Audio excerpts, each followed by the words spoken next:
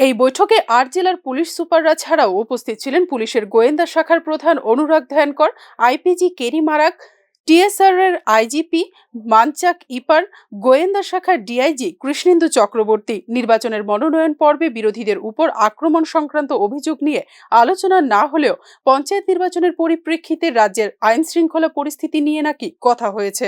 সভায় পুলিশের সমন্বয় এবং গোয়েন্দা তথ্য সুসংহত করার উপর জোর দেন ডিজিপি এবং এই প্রসঙ্গে জেলার এসপিদের প্রয়োজনীয় নির্দেশ দেন। দাবি করা হয়, সাম্প্রতিক গন্ডাছড়ায় অশান্তি নিরসনে পুলিশ নাকি দ্রুত পদক্ষেপ নিয়েছিল এবং অল্প সময়ের মধ্যে পরিস্থিতি নিয়ন্ত্রণে এনেছিল। তবে এবার ডিজিপি অবশ্য সাম্প্রদায়িক সম্প্রতি বিনষ্টকারীদের বিরুদ্ধে কঠোর ব্যবস্থা নেওয়ার নির্দেশ দিয়েছেন। সবাই যে কোনো মূল্যে শান্তি ও স্থিতাবস্থা বজায় রাখার জন্য এসপিদের নির্দেশ দেন ডিজিপি।